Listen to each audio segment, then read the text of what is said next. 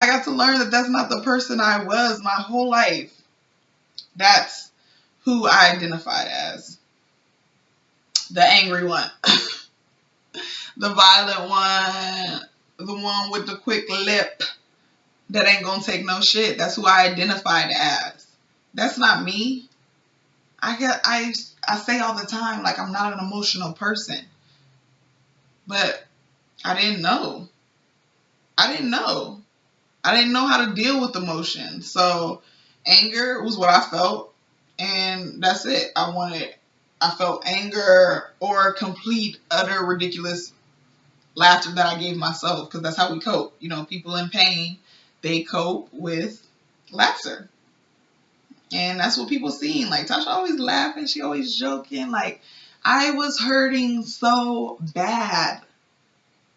I was hurting so bad that I didn't care if I died or not. And not in the way that I ever harmed myself. I'm not a cutter. I didn't self-mutilate, but I self-mutilated in a way of not being responsible enough to get myself home safely every time. And it's the same thing. You not caring about yourself to the point that you don't care if you live. It's a sad thing. It's a sad thing. Even with me dealing with that, I was at that point at one time. It's sad to me. Like, I anybody could get the hands. I had been stifled in my youth for so long that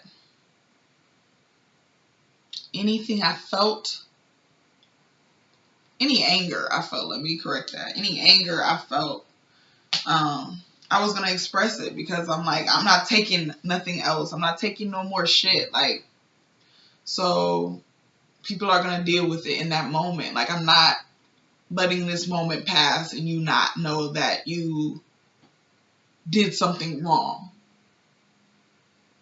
And so I screamed and I yelled and I was belligerent and I fought, and by God's grace, I'm alive.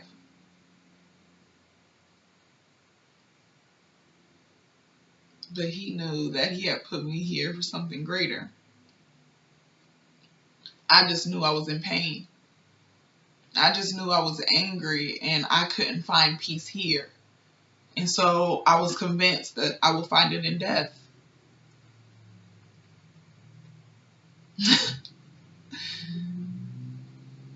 At 20 years old, I had convinced myself that I would find peace in death.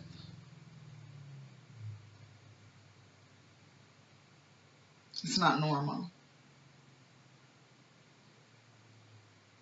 It's not normal. And I want you to know that the hood skewed our sight.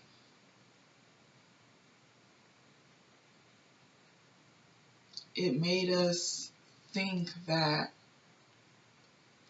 screaming and violence and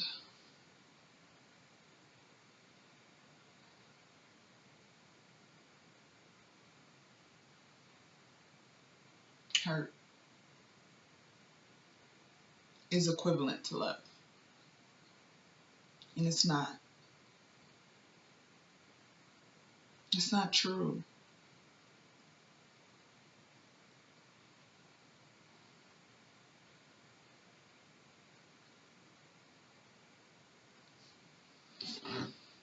It's not true.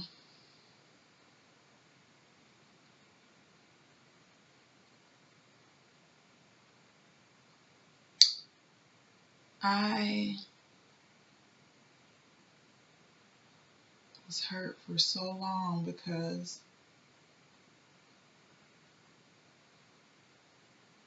I was aware enough to know when I was in that situation that that wasn't love.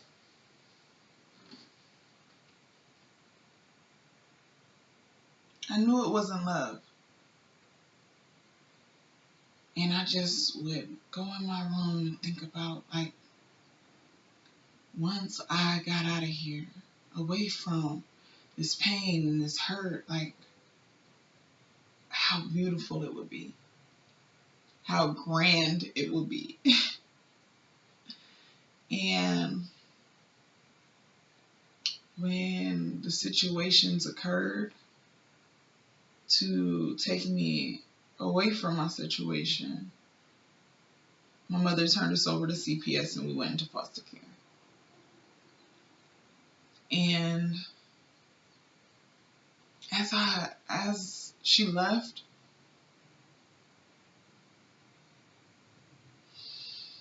I was just so overwhelmed with the feeling of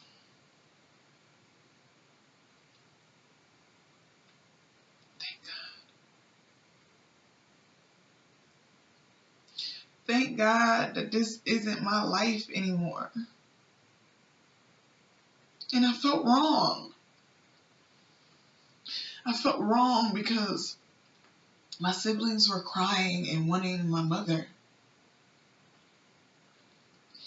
And I couldn't be more happy to be away from her.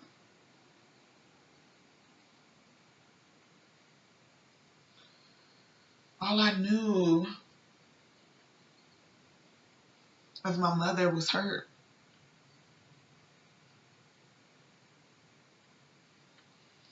We had a very toxic relationship with me growing up.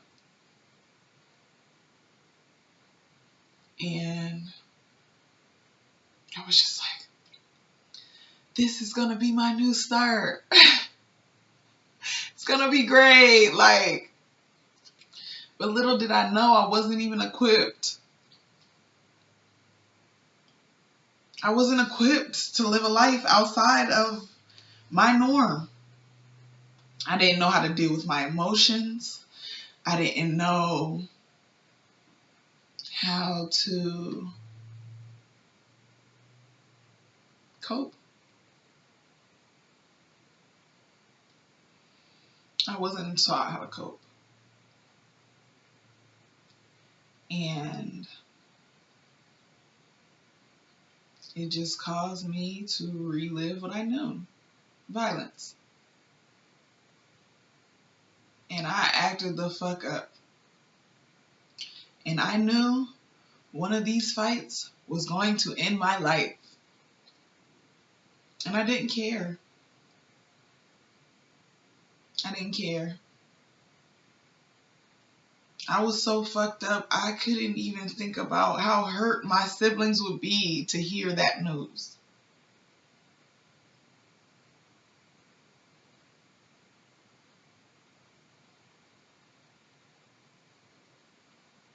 I didn't care what that would do to them.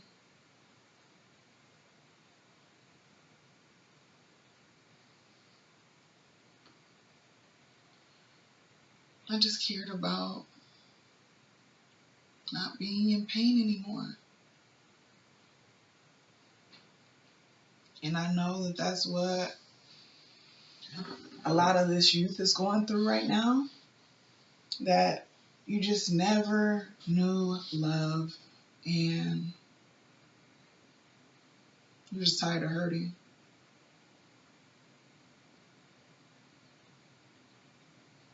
You don't care about your life. And that's why it's so easy to take somebody else's.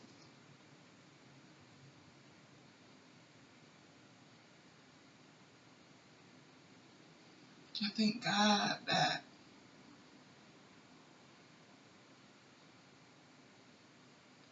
I was just a fighter. And I apologize. I hate that I was that person. I hate that. That's what I gotta think about, that that's who I was to people for years. I hate that.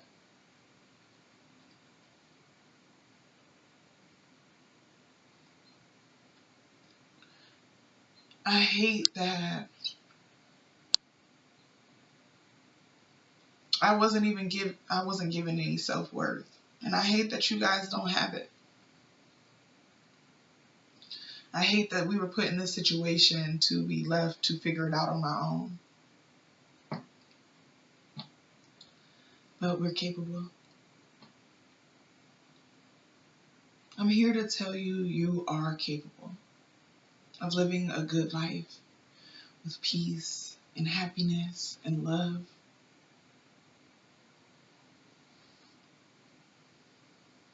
You don't have to be stuck in your circumstance forever. It's your choice to get out of it.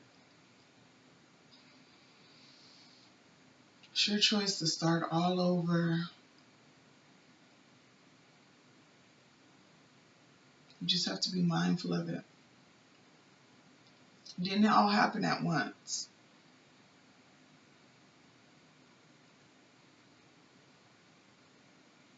First, I knew I needed to be alone to figure out me.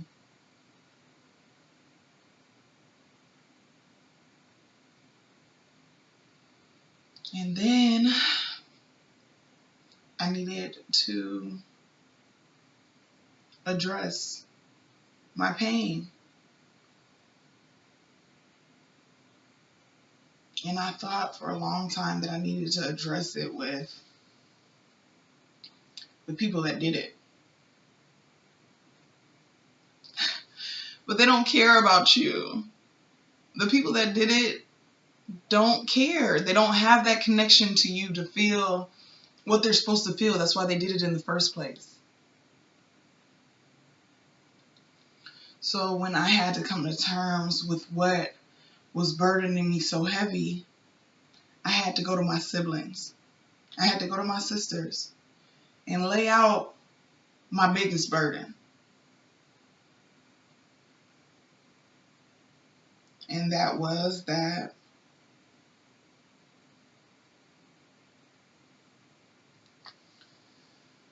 my grandmother's husband molested me. And that when I went to talk to my mother about it, she told me that when my dad was gone in the Navy, she had fell short on some money and went to go ask him for help. And he asked her, what was she willing to do for it?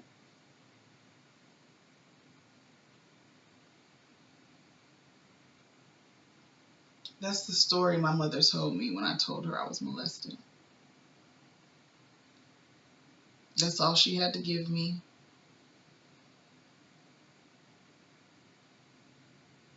She didn't say sorry that she went through that.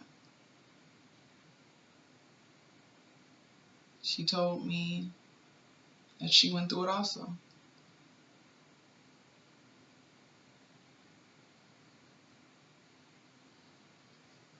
I had never felt more shut down in my life.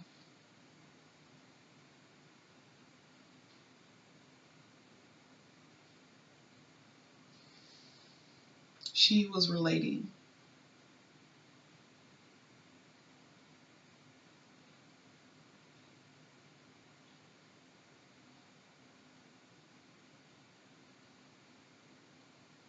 That's all she could give me in that moment was a relatable story.